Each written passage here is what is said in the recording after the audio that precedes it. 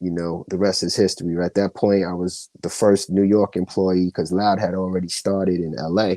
They already had the Alcoholics. They already had a kid named Madcap. Um, but I became the first New York employee. And at some point, um, the Sauce was going through its little changes. Benzino had just came home. A lot was going on up there. So somehow I coerced Maddie to come aboard to Loud and help me do that A&R thing. And after little negotiations with Steve, et cetera, Maddie made that move, and the rest was history. And the first group that we decided to work on together was a group that had just got dropped from 4th and Broadway, and we're now about to turn 18, 19 years old, and that was Mobb Deep. And at the time we had felt like they had grown tremendously musically and lyrically, especially Prodigy, and we took that shot. Right. So coming off that Juvenile Hell, were you kind of reluctant, or did you see the growth early on from that first album to the second album? I mean, there was no album. There were a couple joints. There was we always talk about a song called "The Patty Shop." Um, um, and then they had another song.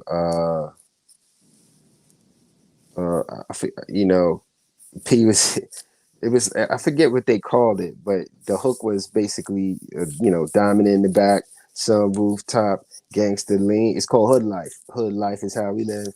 Diamond in the back, and that's what P comes up with the rhyme, which I forget what he used it for, but he comes in talking about I'm putting holes in your body like your paws in a party and drown your open sores with Bacardi. I think he later used that in Party's Over or QU Hectic, one of those. Right. Crazy, but it was crazy as it seemed. My mind is every thug's dream, kill him clean and leave a murder weapon at the crime scene. I got a bag of tricks for all you want to be hard rock dicks who start fronting when my gun kicks. Like you can hear the growth off top. It was like, yo. And Right. so Steve Rifkin was like, as a businessman, he's kind of like, yo, this is you guys' first opportunity on the A&R type, shit. Like these guys only sold 20,000 records. Like, are you sure about this? Like, and at the time we were all about the music, to be honest, and win, lose, or draw, I honestly don't feel like we were like, yo, this is gonna be like the next gold record thing, but I knew that we would be able to make a fucking ill murderous record for the culture. And no matter what happens, we were willing to stake our careers on it. And it just turned out that, it took life, and it took life, on top of the Wu already doing their thing. You know what I mean? People always, that's another thing, people always like say that like, yo, give me credit for like signing the Wu or whatever. It's like the Wu kind of signed me, as you can see, they kind of brought me to the table. So, but in terms of Mobb Deep, that was my first official signing, my first official executive production credit, and then from there, we continued to grow. We heard that Alcoholics were out in the West Coast saying, yo, you gotta hear our man, you gotta hear our man. So we flew out to West Coast, hung out with a guy named Bigger B, and got put on to a kid named Exhibit, and was like, yeah, okay, he's official. Stamped him up. And then later on, came the Dead Prez and Cellar Dwellers. Cellar Dwellers came around the same time as Mobb Deep, to be honest. So they came aboard simultaneously. But then, later on, Cellar Dwellers, Mobb Deep, Big Pun, Dead Prez. Like, it was a great run, man. And for a while we felt like we had a Midas touch, so to Right. speak. Yeah. If we can rewind back to the infamous album, what do you remember most about the reaction when that finally hit the streets? Was that a slow burn or was it instant? Did it pick up speed right away? Um, I mean, I guess it started as a slow burn because the original original 12-inch that was promo 12-inch that was released on him was Shook One's One, which was like a little slower of a beat, but it was ill. You know what I mean? My man Prince AD on the cuts, who y'all later find out called Killer Shah. Killer Shah was Mobb Deep's original DJ. So it was kind of dope, and we got some like, okay, but after part two, and you talk to Have is like, I would we would always try to keep. I remember making that record. We'd always try to keep Have safe and out of the projects because you never know what was going to happen in QB. So a lot of times, Have would stay at my crib in Shaolin, and but sometimes he'd stay at Maddie so that Maddie, because Maddie was really avid about getting to sometimes I go, but getting to go to the record conventions. A lot of times the record convention was held at the Roosevelt Hotel, and in order to get a leg up on Pete Rock and Q-Tip and them type of dudes, you have to get up there early. Sometimes you get up there and you be like, yo, I need that record right there, and dude would be like, yo, I'm holding that for Pete Rock, and you be like, yo, man, come on, man,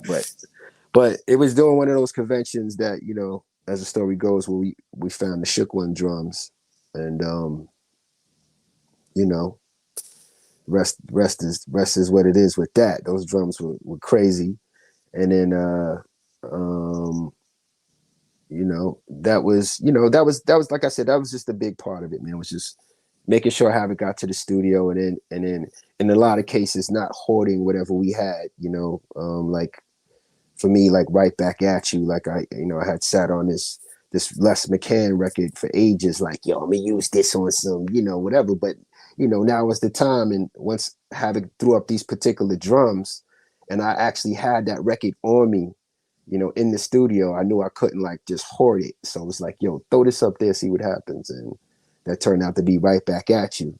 So since I had thrown that up there, I was like, yo, you need to let me throw some Staten Island motherfuckers on here. So originally I threw my man Hype HDM from Mariners Harbor on there.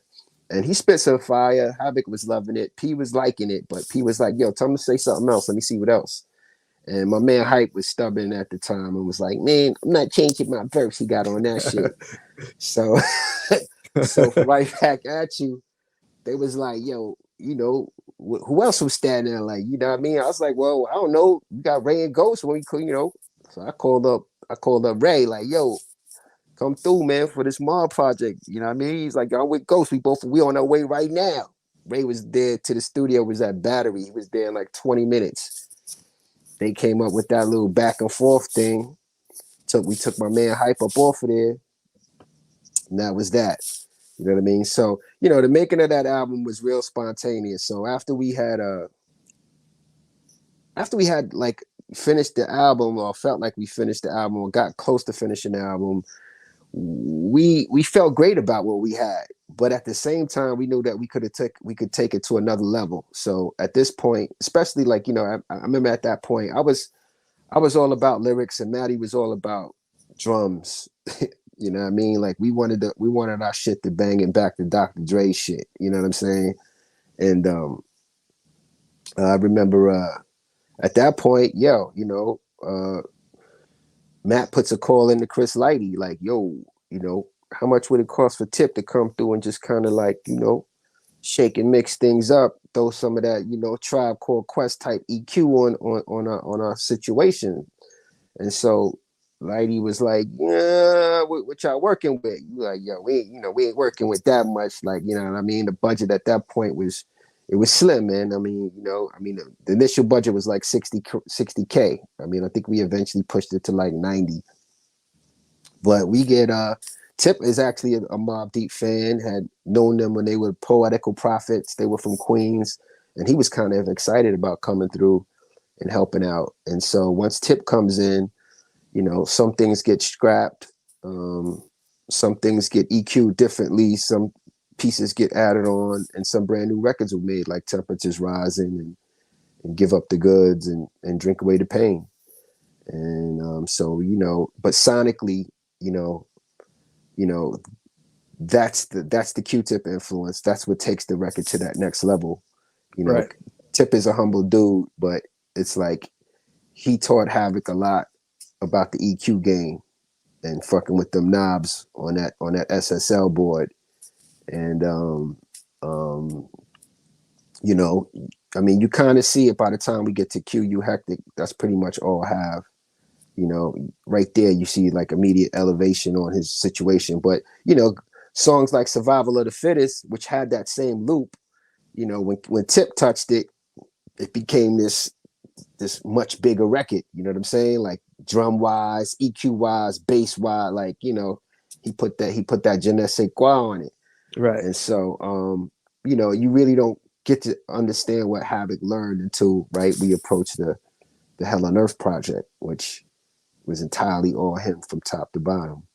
Right. Keeping up with the timeline, what's the story behind the 1994 Jay-Z demo? Yeah. Yo, you've been doing some homework, huh? Just a little bit. Where'd you hear about that at?